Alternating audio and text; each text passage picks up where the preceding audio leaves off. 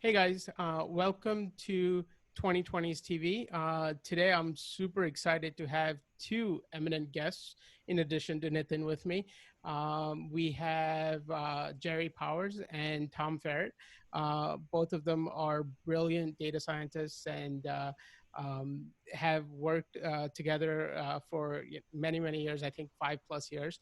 And today we're going to sort of pick their brain about real-time data and what they call the real-time revolution that we are in the midst of, and how this is going to impact our next decade.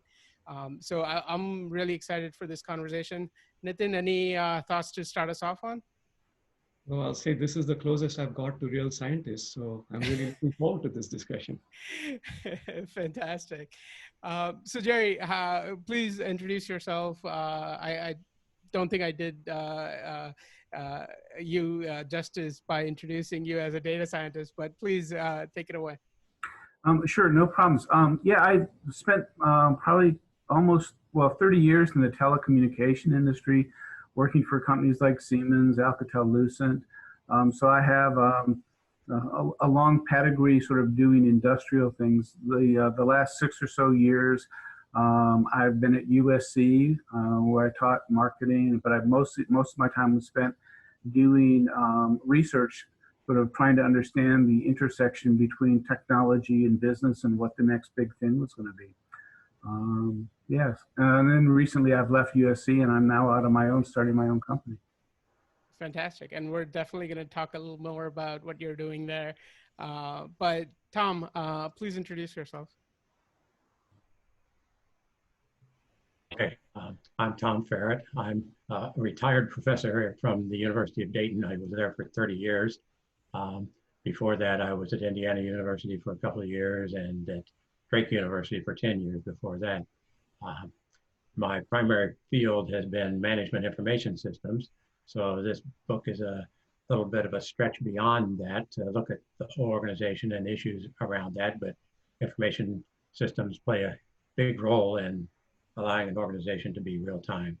I was on sabbatical in 2015 and had a chance to be at University of Southern Cal where Jerry was, and had a chance to meet him and work with him, and it was really good to get to know him, and from that grew this opportunity to fill together our ideas on the real-time revolution. Fantastic. And yeah, I guess that resulted in the book that you just mentioned. It's called Real-Time Revolution. It's in the links below. So if you're driving or anything, don't worry about writing the name down. Just click on the link and you'll get to all the information related to the book. But tell us a little bit about this revolution and, sort of the big picture, and then we can sort of try to dig into the nitty gritty. But start us off. Jerry, I think. Sure. Well, when we started, going back, it does seem like a long time ago, but we started out talking about just technology projects in general and what makes them succeed and fail. And we sort of hope to identify, here are the things you do if you want your project to succeed, and here are the things you do if you don't. But it was kind of funny. It's the more people in IT, the technologists we talk to, generally, it's not, even though there's a really high rate of failure among technology projects, and I define failure as things that don't meet their intended original goals. Most of the technologists we talked to said that it's not because that they were not able to do what they said they were going to do. In most cases, sometimes they miss schedules and budget, but generally they deliver what they're supposed to do.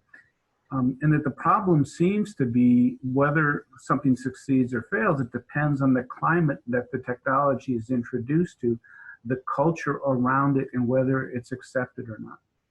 So that seems to make the big difference. Now, we knew that a lot of companies were bringing in customers to sort of represent and make sure that they were doing the right thing. So it didn't seem that they were not having input from customers. We came to the conclusion that what it was that the input they were getting from customers was very point specific, and it didn't really understand the bigger context of the problem that they were trying to solve, if that makes sense. Mm-hmm. So we sort of began iterating on this idea that it's not so much necessarily directly what the customer tells you they want. It's as much as understanding the context of why they told you they wanted it and what is their end goal. And that really seems to be that you have to get a good grasp on that before you really even begin to understand what the customer is saying. When we looked across all the projects and all the products that we looked at, the thing that we found to be sort of the common denominator among all kinds of projects is really time. Time is I mean, you can spend money, sometimes you run out of money, but time's a finite resource. And so for everybody, no matter how wealthy or not wealthy you are, when you run out of time, that's it. So when you start thinking about how do you evaluate projects that seem to have nothing to do with each other, we came up with this idea, well, you boil everything down to a common denominator so you can compare apples to apples, and the basis of that should be time. And Tom sort of developed on this idea of a real-time monitoring system. And maybe, Tom, you want to talk a little bit about that idea? Sure. Well, I'll step back just a bit from that and move into it by talking about how we came to conclude that time is basically something we need to pay attention to from the customer's perspective. I mean, time is important to companies, of course, because of the limited resources they have and the limited time they have to do things. But the really driving force, it seems, is that time has become the dominant customer currency. And we really need to pay attention to the customer's time more so than we do need to pay attention to our own time. And the companies that embrace this idea of valuing customer time are going to succeed in the future here. And that's going to be where the revolution is occurring, that companies are paying attention to that.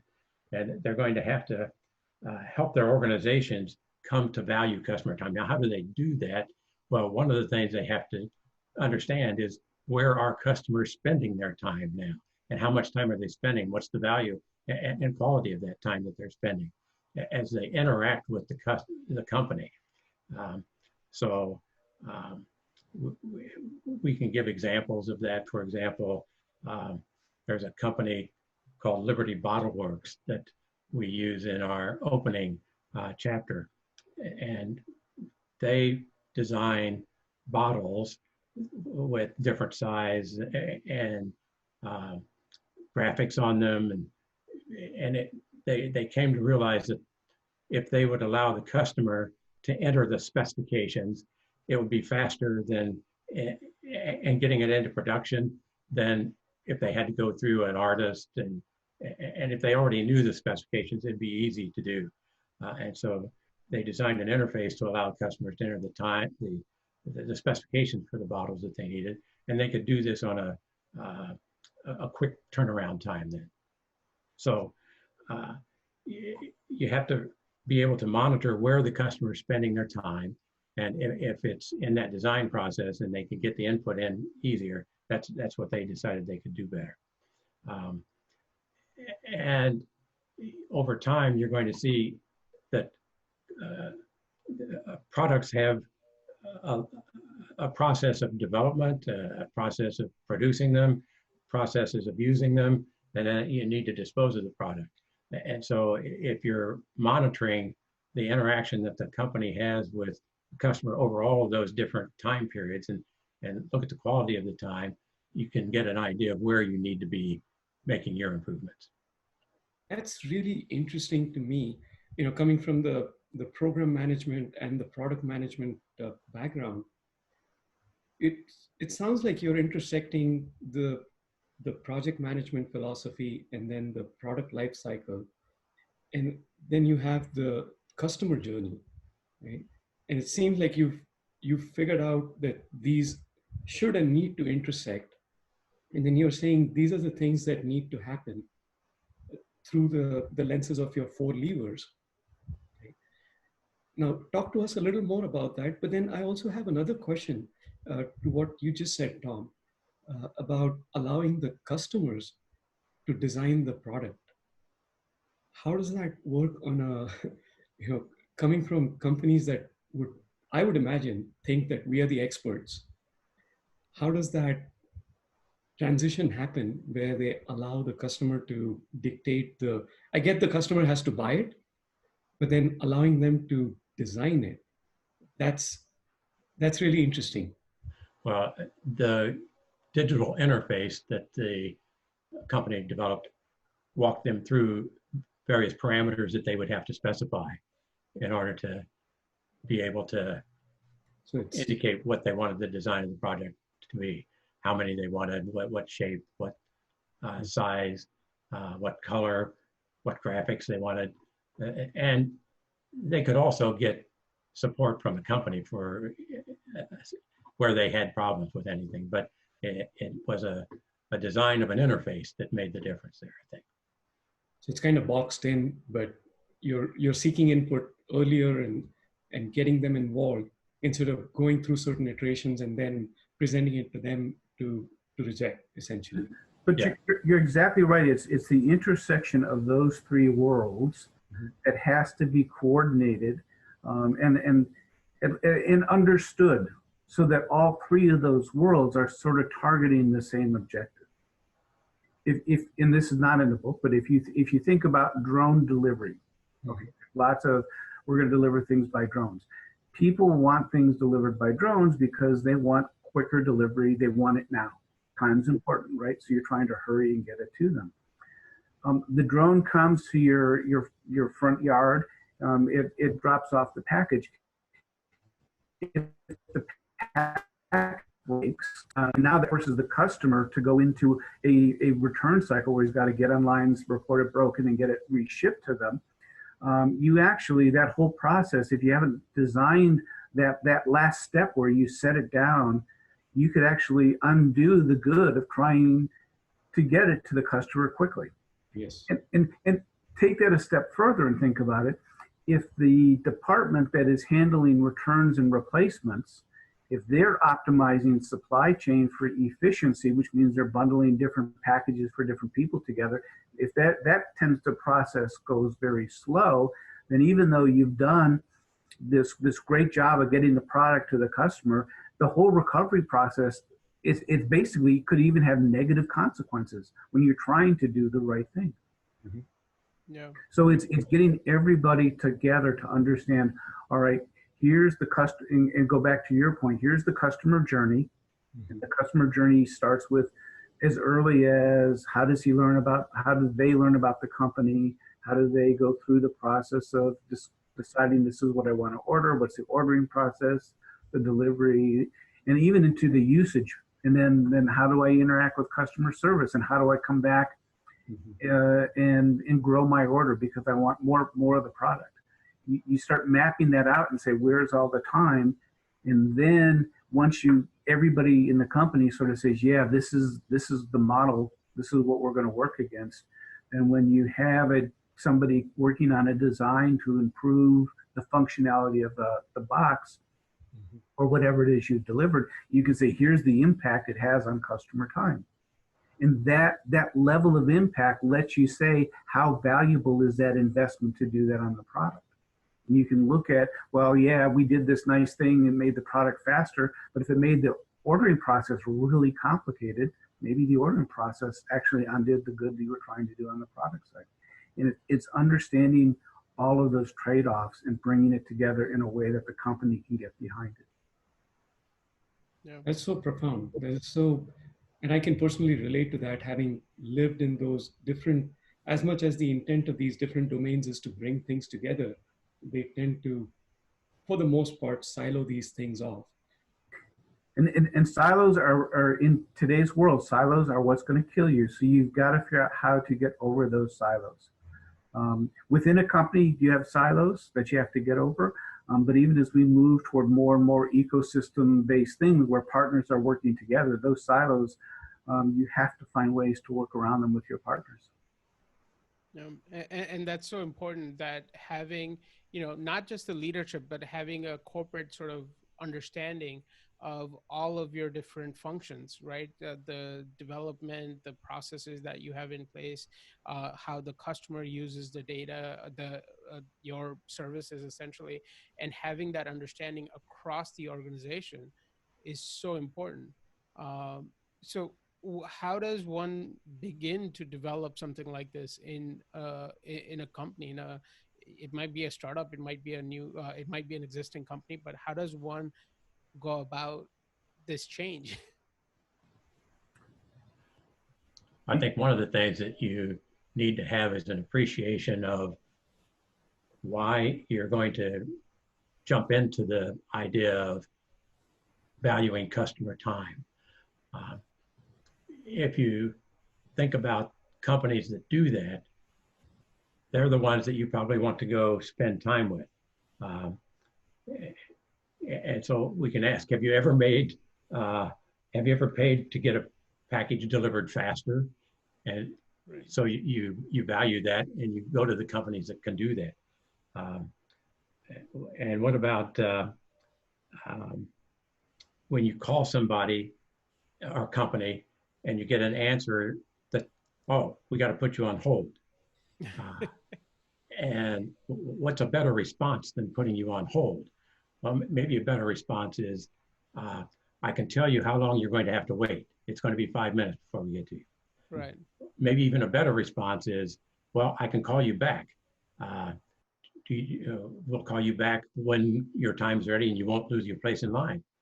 And maybe even a better response is, we'll have enough people there to respond to you immediately. Right. But there are costs associated with all those. So, but if you recognize that customers will go to those companies that value my time better, and they'll avoid the companies that don't value my time, then you start realizing that that's a driver of business today.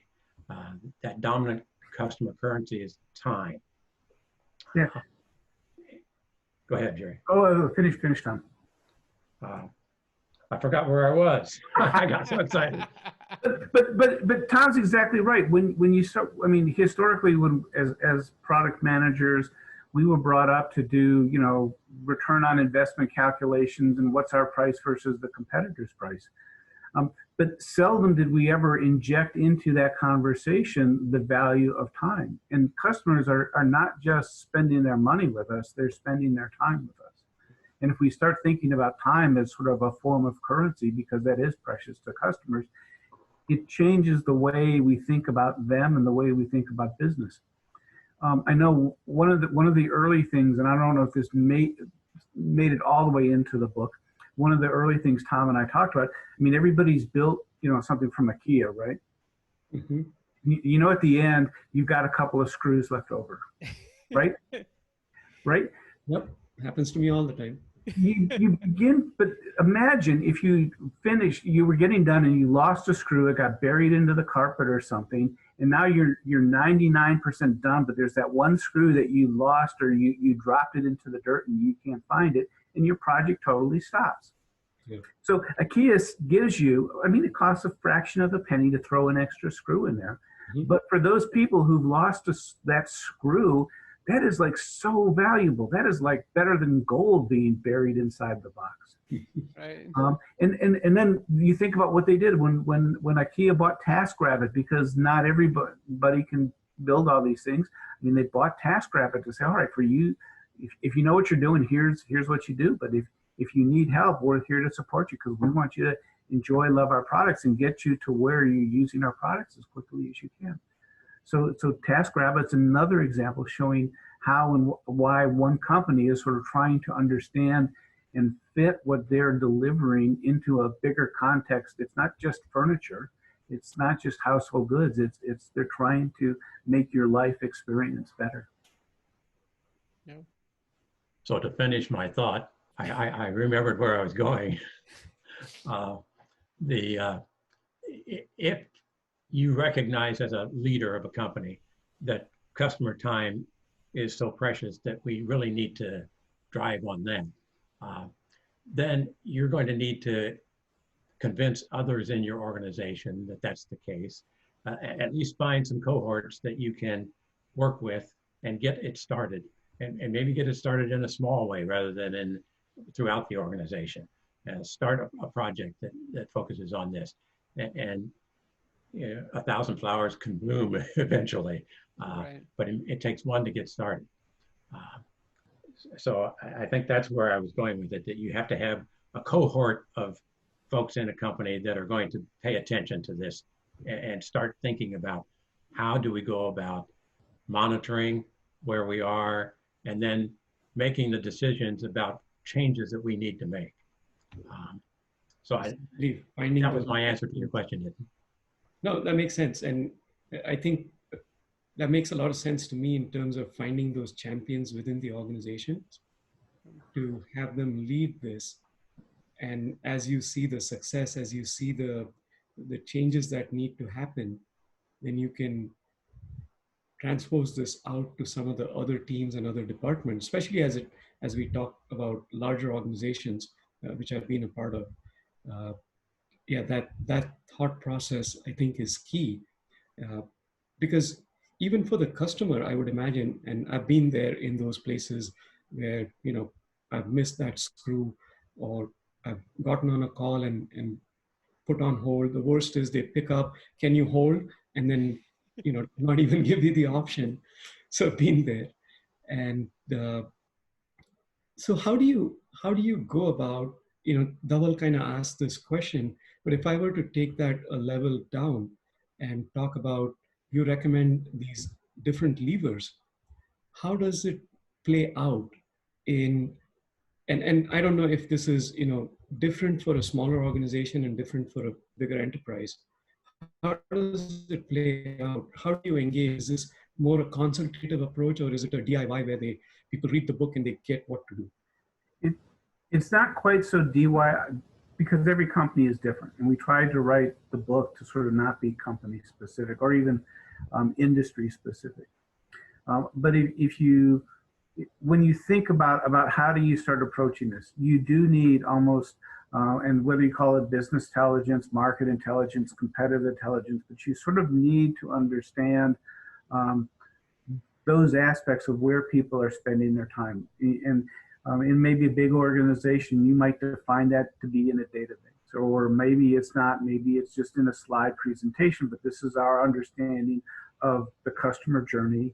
Right. Here's the development process where we spend time and what we do, and here's the process we go through for order and delivery, and this is where we spend our time. And then when you have these projects and somebody says, look, we know we can do a better job, we can go through a digital transformation project, and it's going to pull out 30% out of this process, then you have to look at all those other processes and say, did it drive additional change into that? Or is this really 30%? And is that 30% going to be visible to the external customer? Because remember, it's the customer's time that you're trying to optimize. So it sort of begins almost more of a set of rigor in terms of how do you decide where I'm going to put my investment dollars, and lets me see how important this is to other places that I could be investing. And one of the things we haven't talked about in this is that we do need to be comparing ourselves to our competitors. Where can we improve that's going to let us leapfrog a competitor in a way that's going to impact the customer positively? So that's an important part of your monitoring system as well, is that you do need to monitor what your competitors are doing. And one of the things about real time is that there are different definitions of it. And so we think of real time in probably the popular sense as immediately, instantaneously. But what we're really trying to do is to aspire to that in those areas where, you know, it's important to save customer time. And so we aspire to that. And there are companies that have reached that. For example, Netflix. Mm-hmm. They were a company that started off with delivering DVDs and doing that by mail. And it took days for the entertainment to arrive. And then you had to send it back. And so it was a a time-consuming process. And then they went to streaming. Oh my, what a difference. We're saving customers lots of time because they can get their entertainment instantaneously. So that's an aspiration. And they transformed their industry.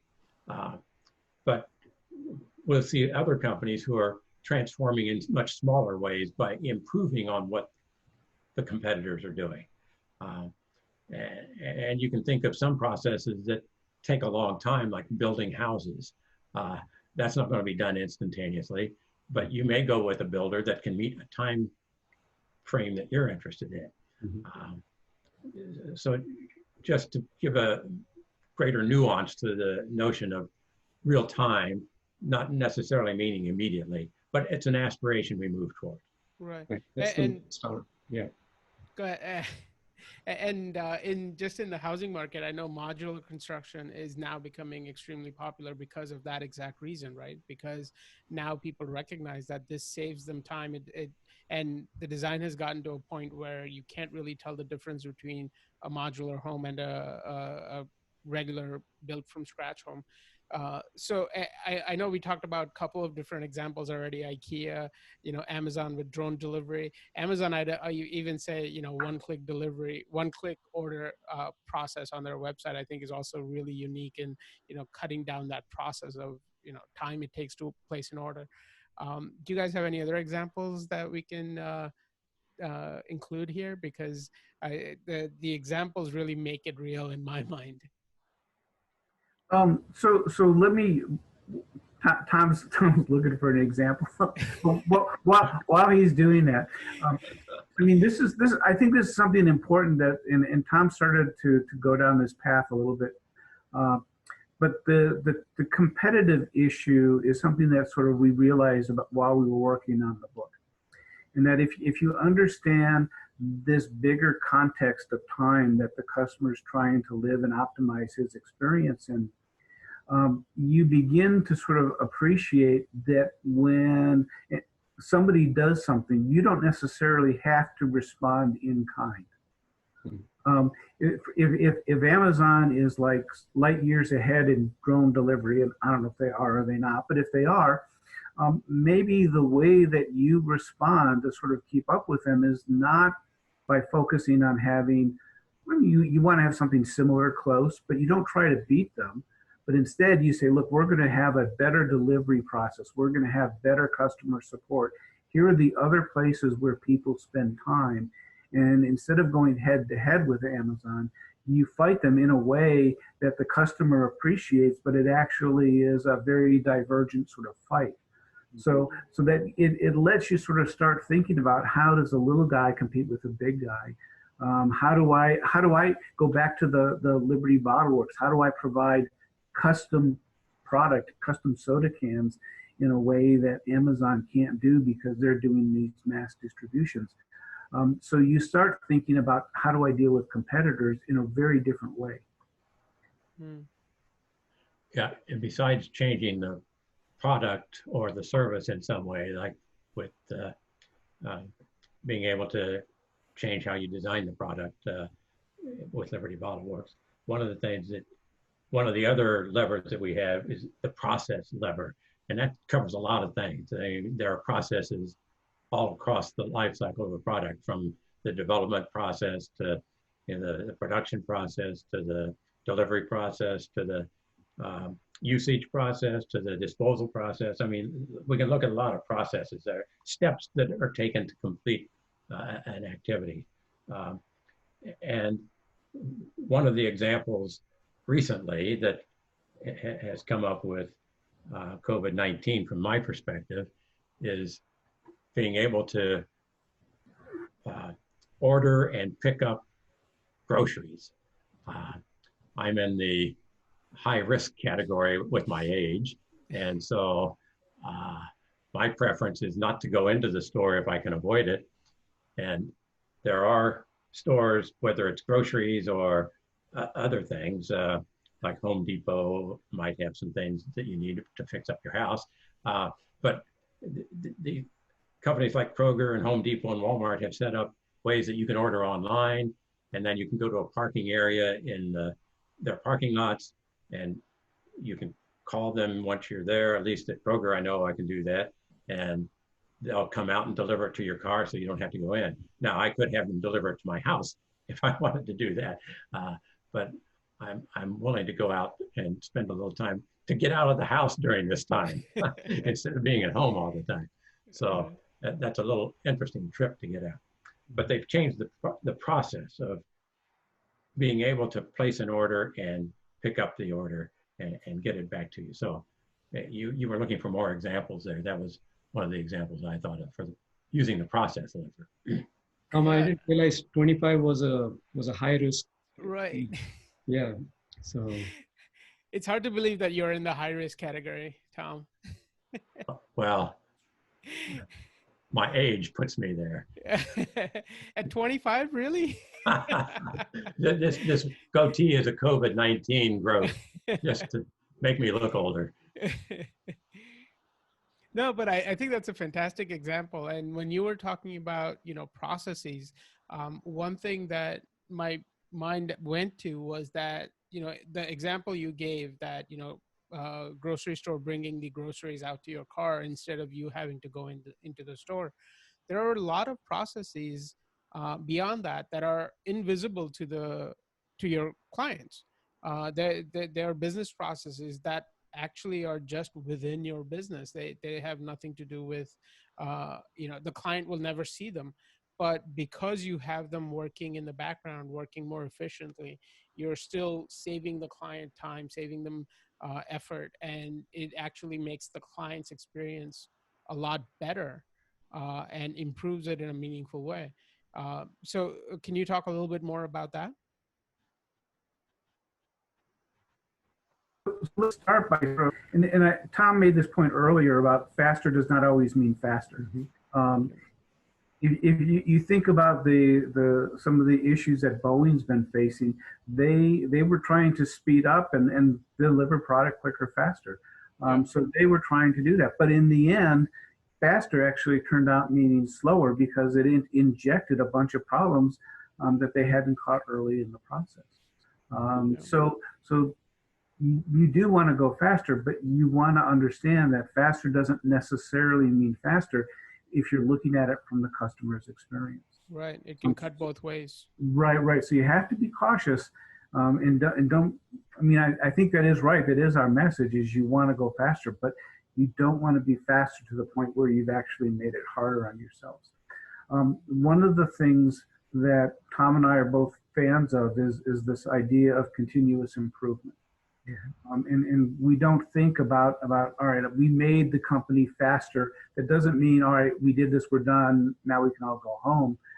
That means you made the company a little bit faster. That also means now your competitors have a new benchmark because they're coming for you. So while you made it faster, now you got to take the next step.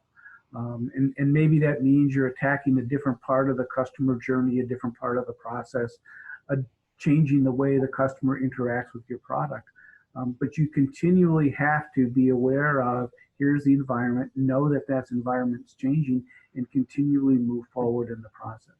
And when Tom and I laid out and came up with this idea, one of the things that we thought was really great about this is once you finish it, you now have a base for taking that next step and that next step. So it becomes part of a continuous improvement process.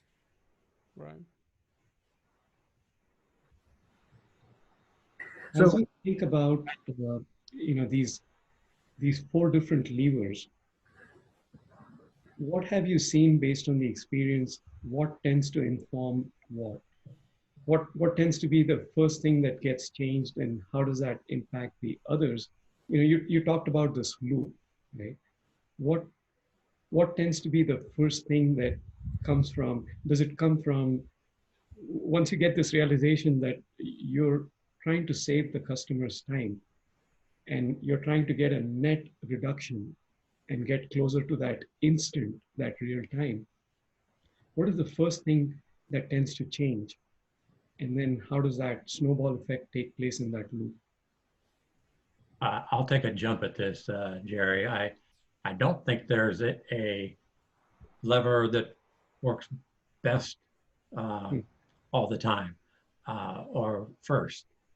I think it depends on your situation with the analysis that you've done of your competitive situation and what you're capable of doing and saying, okay, where can we make the best improvements? Mm-hmm. And it could be changing the product or the service.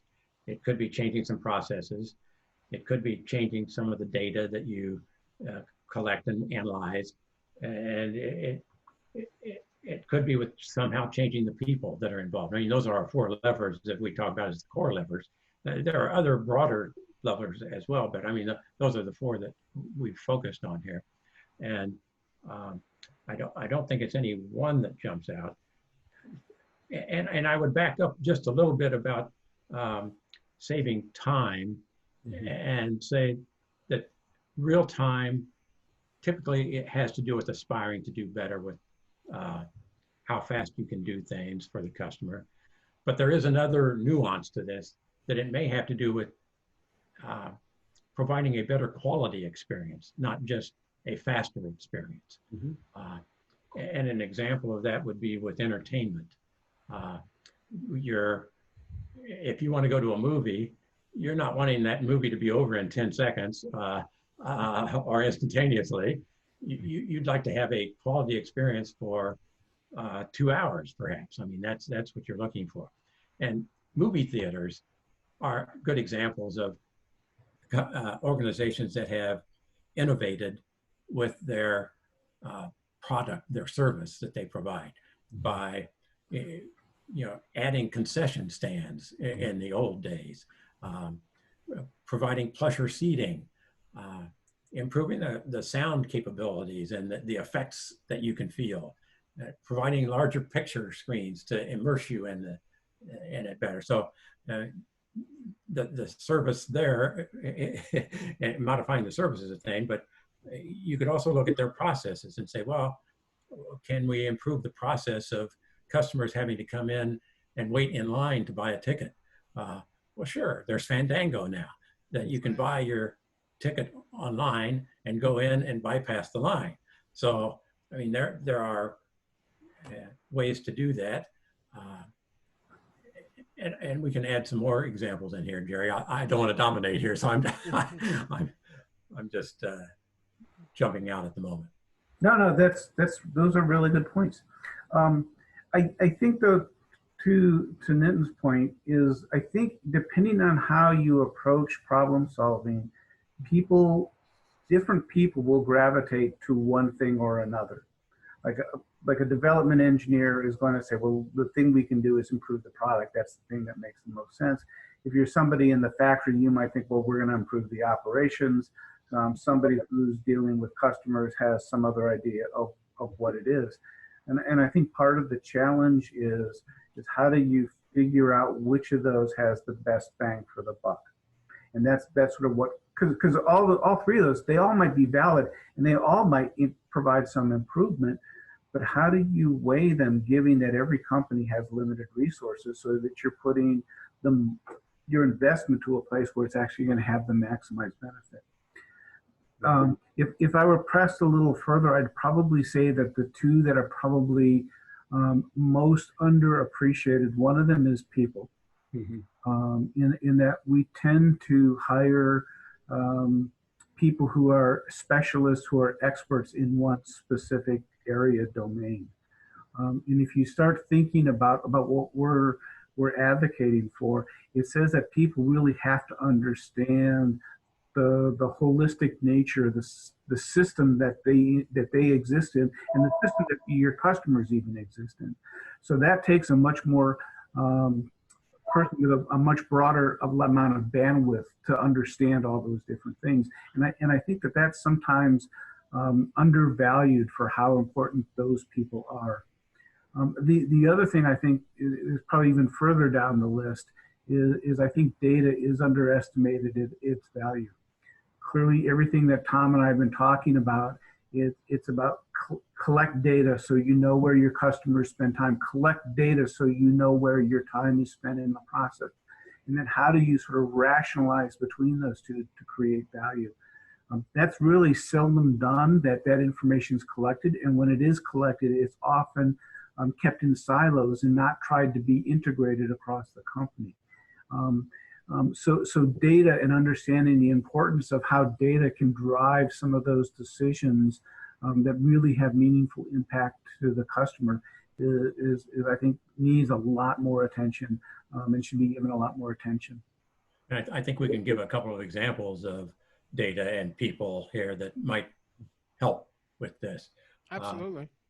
Netflix is a company that uses data to predict interest in other content by customers. They track where the customer, what content are individual customers paying attention to. And that gives them the capability to negotiate for content that customers value, and it provides a vehicle that allows them to serve the content in a personalized manner, making it easier for customers to wade through their huge volume of content. So this shows one example of where data can be used not only to monitor where you have been and where your competitors are, but to allow you to compete effectively and better than your competition. They do understand that they must improve their customer experience or their emerging competitors will attract their customers. And so this is one way that they're doing that with data. From the people side, one of the things that we can talk about is having to train people to provide the kinds of service that you want provided. Think about Zillow. Zillow positions itself as a consumer empowerment agent by providing data on the real estate market and connecting buyers with real estate agents as needed. And this helps customers search through market, locate properties, provides a community of customers for real estate agents, where Zillow can sell advertising software to those real estate professionals. And one of the things that Zillow did to their product was that they made it possible for customers to, and real estate professionals, to update information about a specific property. So the owner's property, if there are errors there, they can correct inaccuracies. And they decided, well, for this to work, we really have to provide training to the people, to the customers, and to the real estate professionals. And so they do have on their website directions for customers to figure out how to use that feature to update their properties. And they have for the real estate professionals, they've got 5 different steps that they can take, the real estate professionals can take their customers through to update their property. So without this training, the customer could become frustrated, and it could be a negative experience to use their innovative product. So those are just a couple of examples where data and people are part of the improvement process, but we need to pay attention to them to make it work. So an interesting sort of segue to that, and I know, Nathan, you've done some work with the city of LA. I mean, the city of LA, like a lot of other cities, they have open data portals, and they publish a lot of information. You can go to these data portals and see what's going on in the city. But one of the things that the city of LA is trying to do is they're trying to actually use tools, not just, they are trying to provide the data, increase transparency, but they're trying to provide the tools to make it easier to visualize, to interact with the users. And you can think of those visualizations as efforts to respect the citizens and make it easier to deal with the data. And I think that's a real positive thing and something to be commended. It also shows a lot of these ideas that we're talking about can be applied not just to the private sector, but to government sector as well. It's as an interesting thought, if you make it easier for citizens and more transparent what's going on with government, easier to visualize and see what's going on, now the citizens better understand what's happening, and now they start giving more suggestions on how to improve the city. Suggestions is a polite word. It might not be phrased that way when it comes into the city. But you could say, well, that's a negative thing because now we're getting more complaints coming in. But I think that's a positive thing I look at it as a positive thing because now you're actually getting feedback. And now if you respond to that feedback by being a part of that process, now government is starting to build trust with their citizens. And that is something that when you look at everything we're talking about, there's a big component of trust that has to exist between any company and its customers or any government. And when they do things to undermine that trust, it really impedes this effort to sort of support them. Yeah, to me, that's, you picked upon a really insightful thing there, is you can think of that as complaint or feedback. And feedback is usually when you care, right? So when the citizens show to the city that they care, and the city shows them back that the city cares about the citizens by fixing and prioritizing those things first, that's where that bond and that trust starts to build. Yeah. And the same is true for, you can say that same, I love the way you put it, but you can say that same thing for companies. Yes. Because if you sort of extend and now everybody sort of starts thinking the way that we're thinking, the customers are going to share more data about what they think with the companies that they trust the most.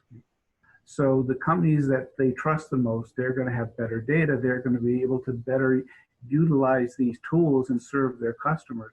So it becomes sort of a self-fulfilling prophecy, rather than treating customers as somebody that, well, they buy my thing and then I cash the check and now I don't care. Right. So yeah, but I think long term, this kind of environment that we're talking about is a necessary direction and a way that the market's going to begin to evolve towards. Right.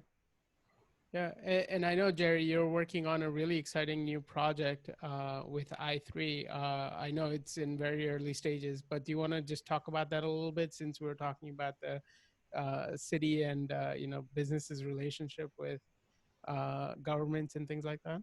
Sure. So the idea, everything we've talked about today, is sort of been how do we orchestrate and manage things inside of a company or of an organization.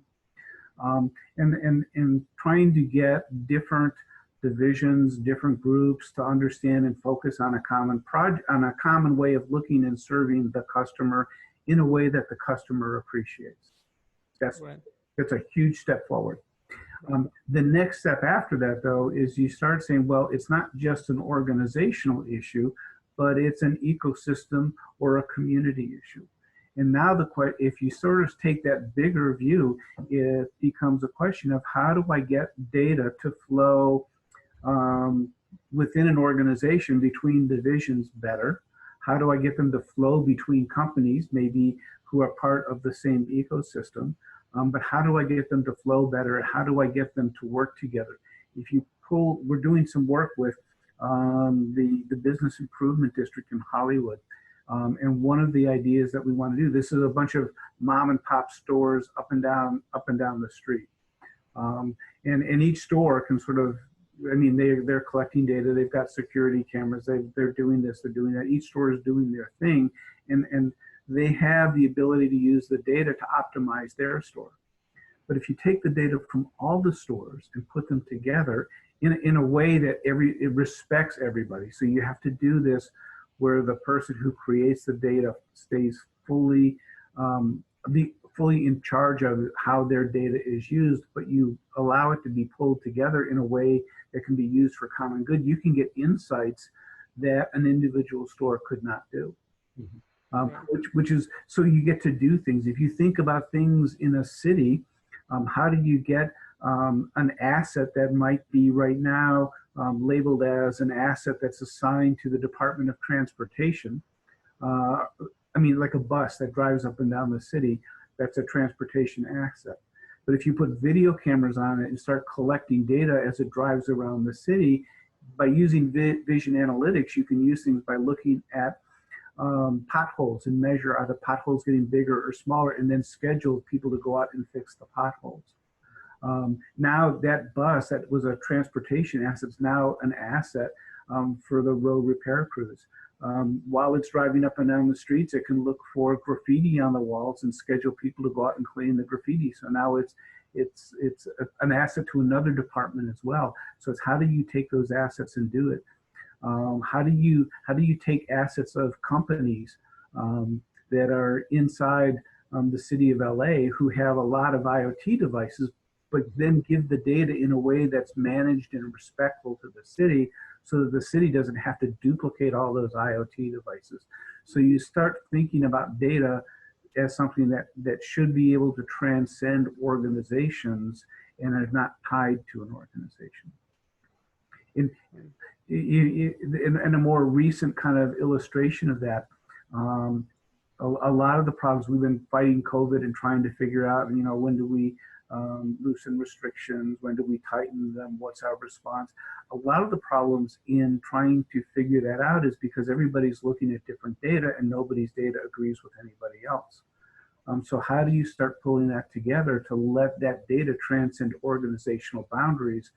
And you can try and answer that question from a database side, which is important.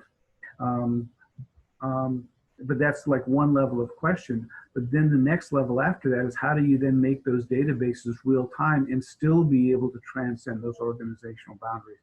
Yep. And the only way to do that is to empower everybody to have more control and more say in how their data is being used, instead of just giving your data to somebody and letting that person say, trust me.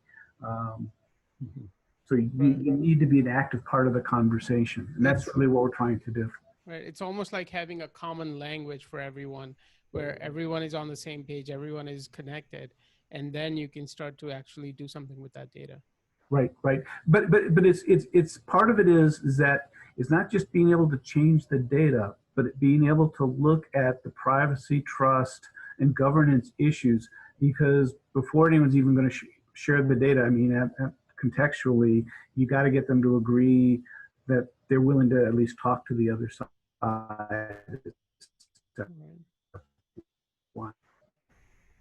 So from an issue perspective, are you looking at, you talked about open data.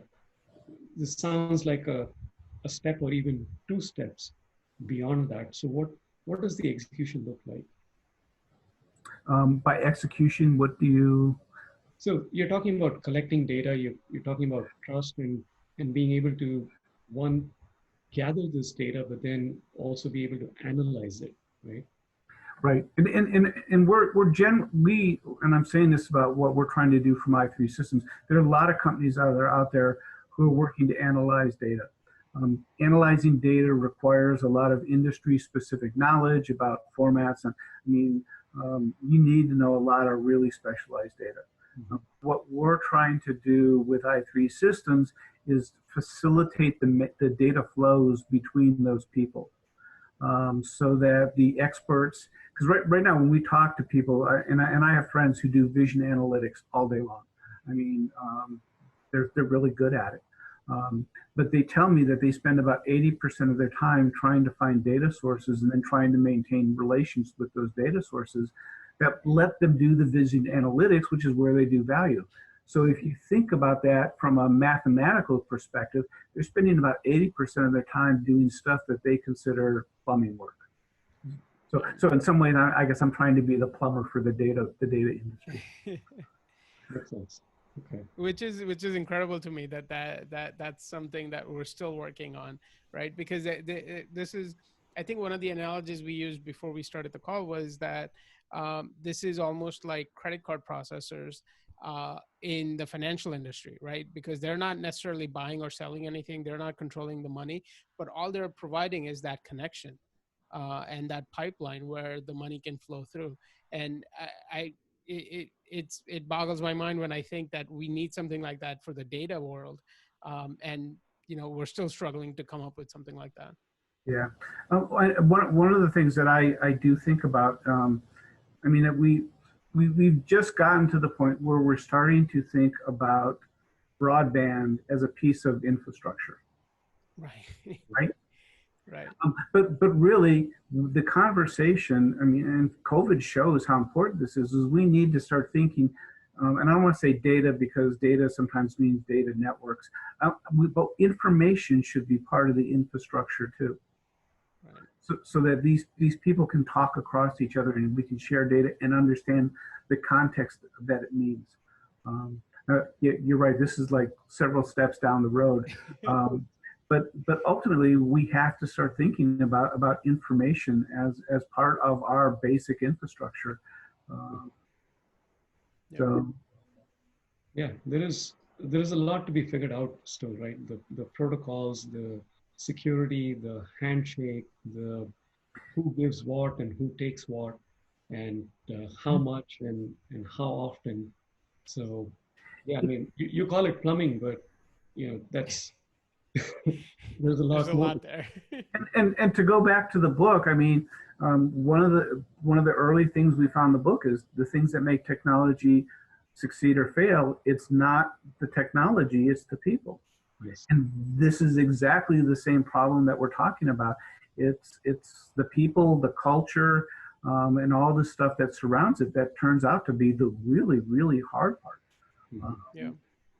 So, yeah, and I think it's going to get harder. But if we would have addressed and been thinking about information as infrastructure a lot earlier, we probably would have been much more prepared to deal with things like COVID. And I say COVID, it's a one thing, but an earthquake happens, or anything that sort of says, all right, we need to sort of let go of the old organizational boundaries and work together to a common purpose. Whenever you say that there's strength in community, that's when you need to be able to be flexible and adaptable. Right. True. Yeah, I think this is what really gets me excited, and I know this is what gets Nathan excited too. That talking about all of these big concepts and how they're really going to impact our next 10 years, right? That's the premise of the show, 2020s, and how once we start getting these technologies in place, how it's really going to transform our world, transform our future, and how we live our day-to-day lives. So I want to thank you, and I want to thank Tom for coming on and talking to us about this new real-time revolution that's taking place just beneath the surface. And I think once once our parking meters start talking to the traffic lights, start talking to our cars, it'll be a whole other world. And right now we can only sit back and imagine, but I know you guys are working on making that a reality. So thank you for coming on and talking to us about it. Nathan, you want to wrap it up? Thank you, guys. Jerry, I want to let you speak. Go ahead. Yeah, go ahead. I was just going to say, like, I know you're putting the pointer to the Amazon book on the page, but Yep. if people are interested in reaching out to me, you can contact me through LinkedIn or email me directly. Sure, we'll have all of those links, your LinkedIn profile, your email address, all on in the description below. And Tom's on LinkedIn as well. Yes. Well, thanks for the opportunity here. Thank you both. This was really interesting, but also very entertaining and educating. So I had an amazing time. The last hour, it was really interesting for me. So thank you for making the time and having a chat with us. Thank you. Absolutely. Thank you, guys. Bye.